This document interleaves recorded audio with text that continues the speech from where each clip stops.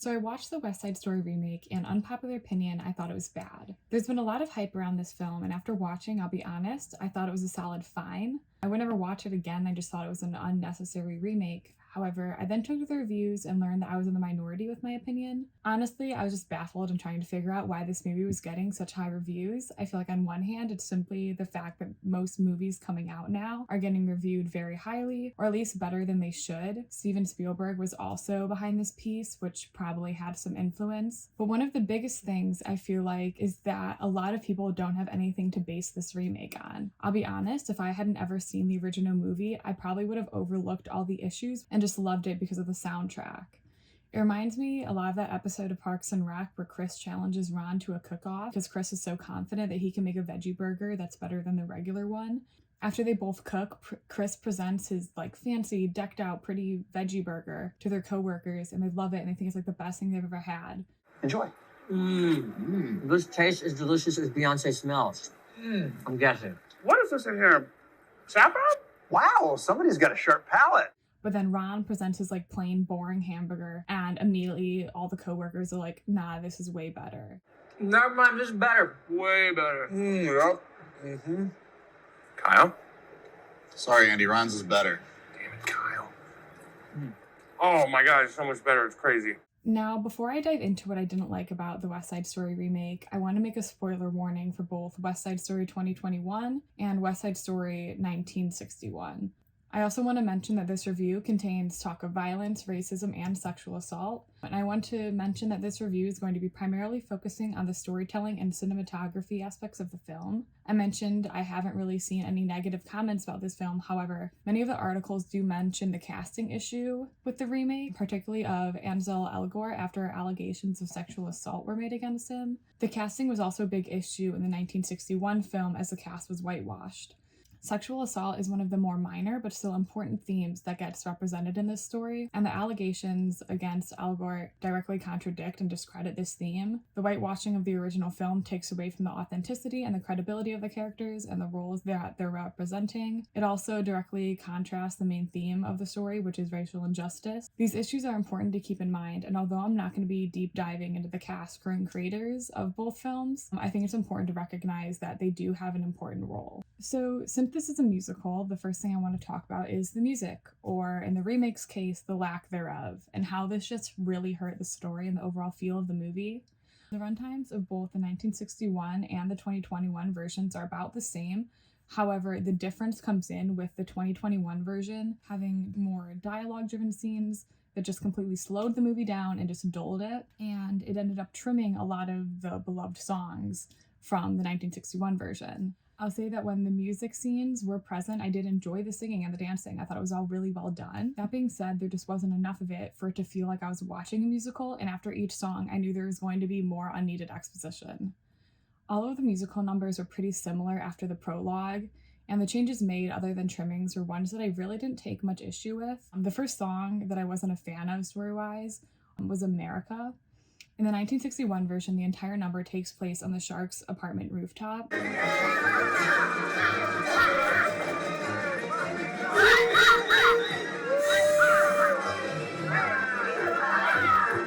In the remake, however, it starts with Anita singing on her balcony and then progressively moves throughout the city.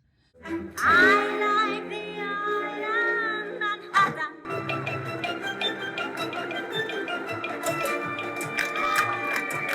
Story-wise, I felt like this was just disingenuous and it ruined the flow of the song. America is about the differences between Anita and Bernardo and their experiences being in America. Having this number take place on a rooftop in one location not only made it feel more like you were watching an actual stage production, but it also made sense to the story. Out in the real world, the Sharks are faced with inequalities and discriminations that interfere with whatever their true thoughts might be. But on this one rooftop, they can speak their mind, whether it's just having lust for America or discontent, it really doesn't matter. Them running through the streets singing their song just really didn't fit with the theme. So the next song that I took issue with was Cool, and in the 1961 version, the song takes place right after the Rumble. However, in the remake, it occurs before. Story-wise, I felt like this was just the wrong choice, and it just didn't fit with the movie. In the remake, the song takes place between Tony and Riff after Riff buys a gun to bring to the Rumble, and Tony is trying to take it from him. Careful yourself, Superman. Come on.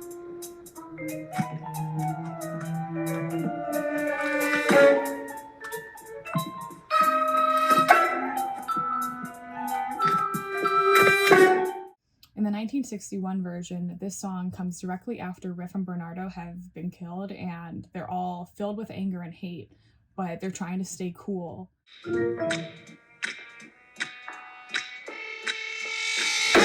Easy action.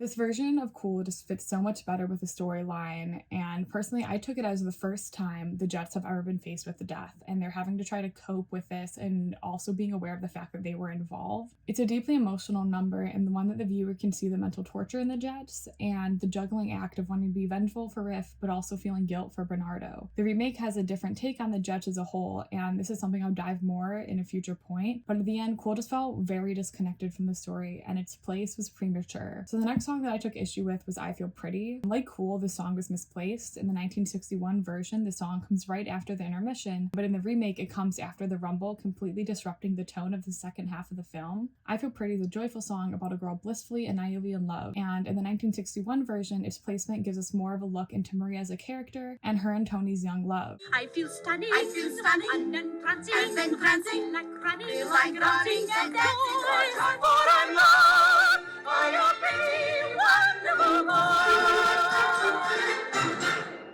By placing it pre-Rumble, it's placed during a time when Maria was still able to be fully entranced in this new romance without the outside world peeking in. The remake strips this by placing it right at the climax of the movie and after the violence of Riff and Bernardo being killed takes place. I feel pretty, oh so pretty.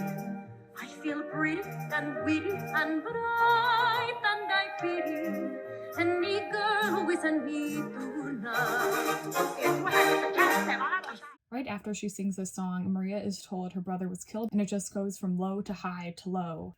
The second song I didn't like was Somewhere, which comes right after this, and in the remake, the shopkeeper sings this song, and although I really enjoyed Rita Moreno's portrayal of this character, which I'll dive into a little bit later, I didn't like her singing this song. Somewhere in the 1961 version is sung by Tony and Maria as they cope with the fact that Bernardo has just murdered Tony's best friend Riff, and that Tony has just murdered Bernardo. It's a deeply emotional and heartfelt number, and that emotion starts to feel absent in the remake when the shopkeeper is singing it. The remake kind of applies the song more broadly to the whole cast and the events that have just happened, rather than focusing on the bond between Maria and Tony. There's a time for us, someday a time for us, time together with time to spare, time to learn, time to care,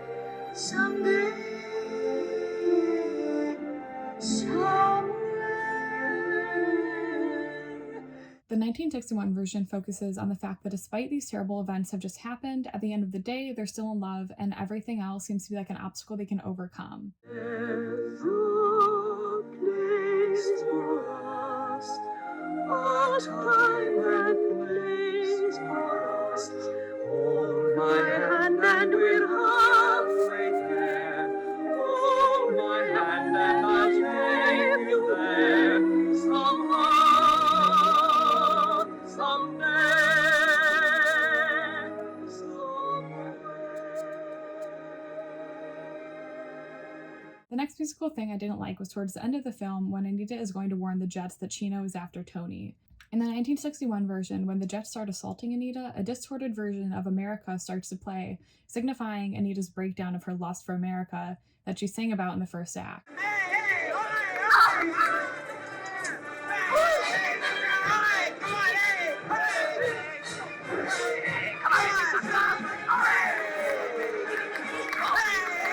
This was left out in the remake, and instead a different song played, taking away the music-driven aspect of the storytelling.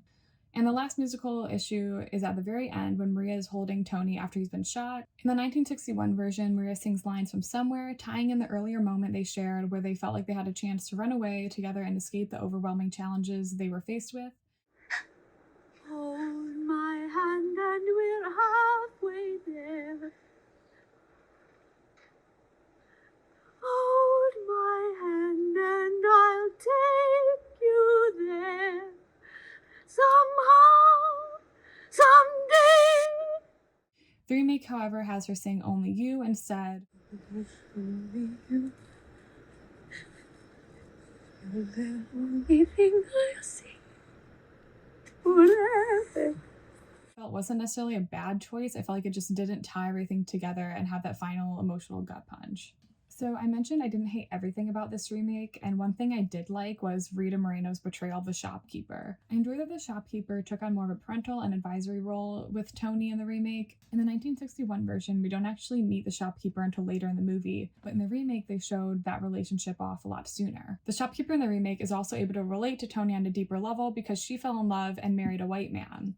She battles with knowing how Tony feels, as well as knowing the challenges that he and Maria face. By adding more backstory to the shopkeeper's character and forming that bond between her and Tony, I think it just makes way more sense why he goes to her for money in the end, and why she's more than willing to help. I also think that she has some great lines in the remake where she stands out as a really strongly written character. You dishonor yourselves. You dishonor your dead. So the next problem with the remake was that they took away many of the characters' innocence. I mentioned this briefly when talking about the music, however, I want to do a full deep dive into how these characters were written differently in the 2021 version. The remake starts off pretty much immediately with changing the atmosphere when compared to the original. After the first number Jet song, the cops catch both gangs fighting, and the innocence present in the first movie is stripped when we see the nail through Baby John's ear in the remake. This seems to be added simply for shock factor and to up the stakes that more violence will be prevalent in the film. I mentioned this briefly above, but in the 1961 version, the Jets to me are portrayed more as naive, and this is done purposefully.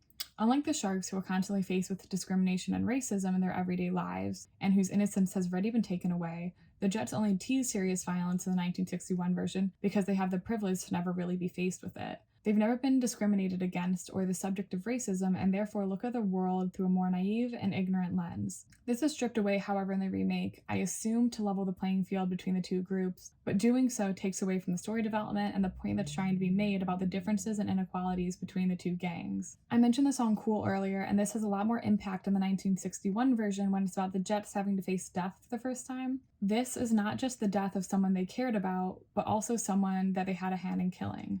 The remake instead makes this song about Tony trying to get a gun away from Riff, furthering the loss of innocence as having a gun quite literally amps up the level of violence. In the 1961 version, however, the level of violence slowly builds, with a gunshot at the end fired by Chino being the highest level. In just minutes, Chino is able to simply pull a trigger and murder Tony, and that same gun is then used by Maria to make a point about the hate that she now fosters. Continuing with the Jets, I want to dive into the character of Tony. In the 1961 version, Tony has simply chosen to leave the Jets in order to get a job and turn his life around. In simple and honestly without any need for further explanation, the audience can simply assume that Tony has outgrown the Jets and wants a better life for himself, and that's it. In the remake, however, apparently that wasn't enough, and they had to up the stakes, which in my opinion resulted in unnecessary confusion and unrealistic circumstances. In the remake, Tony has just gotten out of jail after beating up a kid to the point of almost killing him, basically stripping him of innocence. Because of just getting out of jail, Tony was taken in by the shopkeeper and working for her as well. While I don't mind the idea of him living with her because, as I mentioned, I like the relationship that was created between them in the remake, I think that there are just simple ways to achieve this without stripping his innocence. Maybe his parents could have just kicked him out, or maybe he just felt unsafe at home, since in the song Officer Krumke, we learn that many of the Jets have bad home lives. Regardless, this isn't the case in the remake, and the addition of Tony having just got out of jail messes up the story. It starts by adding confusion. For instance, Riff is trying to convince Tony to go to the dance. However, Tony, having just gotten out of jail, gets into this personal dilemma and how he had a lot of time to introspect on his life, and he realized that he needed to change. For the first time ever, I took a look inside. That was rough doing that. But I gotta stay with myself. I find it hard to believe that he would throw that all away, especially considering that on top of that, his parole officer told him that he wasn't allowed to go out. I can't go to the dance, Riff. My parole officer said no going out.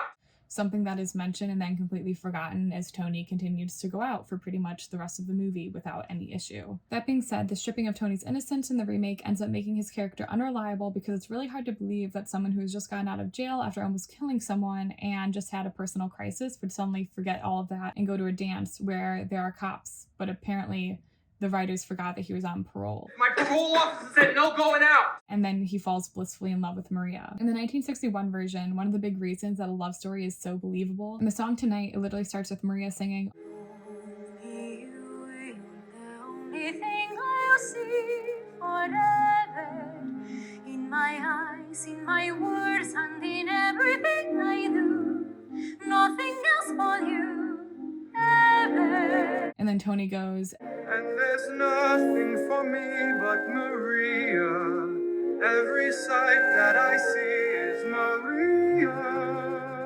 The remake kept these scenes in despite changing Tony's character to make him rougher and less innocent, and making it just hard to believe. This is furthered later in the story when he goes to the museum garden cemetery thing with Maria, which I didn't entirely hate because I like the homage to the original Romeo and Juliet story, but it's just hard to believe because this scene brings back up what Tony went through when he almost killed someone and what he went through in jail. Note that he's also out, and there's no parole officer. My parole officer said no going out. While I like this moment of deeper bonding between Tony and Maria, it was almost like suspended belief because Tony immediately kicks back into his original, more naive portrayal. The remake seemed to want to make Tony rougher and less innocent. They did so, however, while also trying to tell the same story as the 1961 version, which just doesn't match this new Tony they've created. Continuing, they also took away Maria's innocence in the remake. I was okay on my own, just me and Papi for 5 years without you. Oh, you came here. And now she has more life experience and that she's more mature. In the 1961 version, Maria's actually living with her parents, allowing her to be a bit more irresponsible and making the love story between her and Tony a lot more believable. I think that this is also one of the big reasons that I Feel Pretty falls short, since the song focuses on Maria being hopelessly in love despite the consequences. Overall, I think Tony and Maria's characters were just changed too much to uphold this naive love they both had for each other. So moving to something that I liked about the remake, and this was the opening of the film. The film starts by panning over a rubble of torn down buildings and slowly tilts up to reveal a fence with a sign that says, "This property purchased by the New York Housing Authority for slum clearance." And then it pans to a picture showcasing the new Lincoln Center.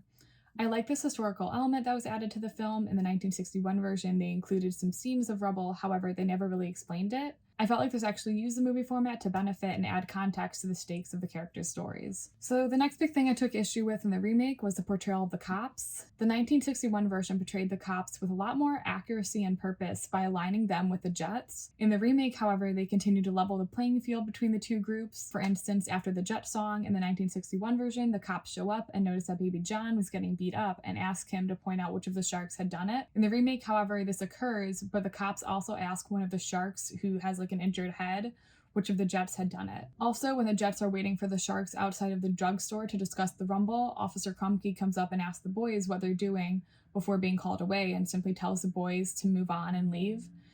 The Jets then sing to Officer Krumke, mocking the way that they've been treated by the cops, which kind of helps to contradict the cops' treatment of the sharks in the next scene. So what if they do turn this whole town into a stinking pigsty?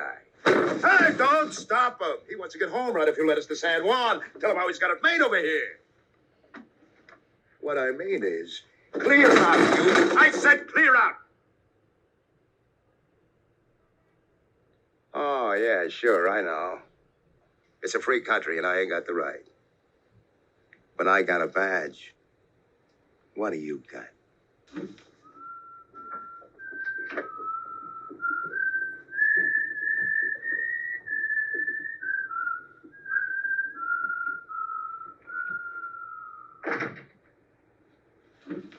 Look, fellas, I'm for you. I want this beach cleaned up and you can do it for me. I'll even lend a hand if things get rough. Now, where are you gonna rumble? This whole scene wasn't present in the remake, and I felt like this was just a huge mistake on the filmmaker's part. The cops being aligned with the Jets adds to the racism that the sharks are faced with and just adds to the main theme of racial inequality and hate. Lastly, I want to talk about color. There was nowhere near enough red. In the 1961 version, color played a prominent role and added to the storytelling in the background almost at the same level that the music itself did. One of the prominent ways color was used was in the costuming. The Jets, for example, mainly wear blues, yellows, and oranges, while the Sharks wear reds, blacks, and purples. In the remake, however, this is kind of thrown out the window and the colors aren't defined between the groups. Similar to my issue with the police role in the movies, the colors seem to be blurring the lines and equalizing the groups. Getting to the red, I started off this point by saying there wasn't enough of it in the remake. Red in the 1961 version sets the tone for the entire film and in my opinion represents the hate, violence, and loss of innocence that develops and grows throughout the film. For instance, Maria starts by wearing a red belt at the beginning of the film. She's slowly entering into life in America, the red symbolizing her innocence starting to be taken away. Although this part was kept in the remake, it was kept without the impact of the contrast of Maria at the end of the film. Before I get to that, red is also a huge part of other parts of the film. I mentioned earlier that red is one of the colors that the Sharks wear in the 1961 version, especially Bernardo. Bernardo in the song America discusses how he dislikes America and the inequality and discrimination Puerto Ricans face. The red he and many other Sharks wear represent the hate and violence he's been faced with after coming to America. Another prominent scene featuring red is during the Rumble. Before it begins, there's a prominent shot of a bright red pipe foreshadowing the violence and hate that's about to ensue. And lastly, getting back to Maria, at the end of the 2021 remake, the scene where Tony is killed in front of her, she wears a blue dress, but in the 1961 version, she wears a red dress. I mentioned that although she wore the red belt in the remake, it didn't have the same impact without the contrast of her wearing the red dress in the final scene. At the end of the movie, Maria screams that she has hate now, and that red dress reinforces this theme and ties the entire movie together. You all killed him, and my brother, and Riff. Not with bullets and guns, with hate. Well, I can kill too, because now I have hate.